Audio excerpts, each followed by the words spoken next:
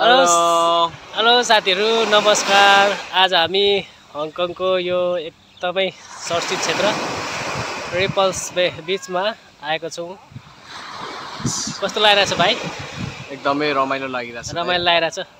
यो चाहिँ एउटा भनौं न हङकङमा सफा पानी भएको एउटा बीच है, जहाँ चाहिँ टुरिस्टहरु एकदम रमाइलो गर्न आउँछ। त्यही हो। There are some restaurant and I work in that restaurant, Limewood. हजुर, हाम्रो भाइले चाहिँ यहाँ पछाडी वर्क गर्नुहुन्छ रेस्टुरेन्टमा। I'm a chef. हाम्रो भाइ चाहिँ सेफ हुनुहुन्छ भने यो क्षेत्र चाहिँ अलि व्यापारिक क्षेत्र रहेको छ साथीहरु है। अनि यो जुन पारी रहेको छ देख्नु भएको छ यो निजी क्षेत्र हो।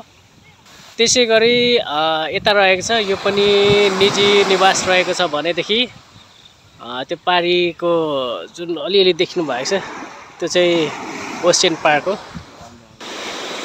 र साथीहरु उता चाहिँ एकदमै ठुलो पानी जहाज आइरहेको छ। सायद त्यो पानी जहाज चाहिँ सामानहरु लिएर आवतजावत गरिरहेछ भनेदेखि एकदमै क्लिन छ है साथीहरु, पानी एकदम क्लिन। आज हामी भाइ र म रमाइलो गर्न आइरहेछौं। You see there are some islands and they are very beautiful islands. Okay. This is the beauty of Hong Kong. So everybody wants to come Hong Kong. Yes. You can live a life freely here. Enjoy with nature. So thank you. Have a good day. Thank you. अनि यहाँ चाहिँ आजको मौसम भन्नुपर्दा साथीहरु एकदमै चिसो छ है। यहाँको मौसम एकदमै चिसो छ। त्यसकारणले हामी पनि खै स्विमिङ गर्दैनौँ होला सायद चिसो भएको कारणले। हेर्नुस् यहाँ माथि पुरा पहाड रहेको छ है। यो चाहिँ व्यापारिक क्षेत्र अघि भनिहाले भनेदेखि यो माथि पनि पहाड रहेको छ, एकदमै अग्लो स्थानमा रहेको छ साथीहरु है।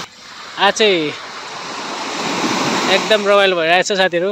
तपाईहरु पनि भिडियो हेरेर इन्जोय गर्नु होला। Bye bye.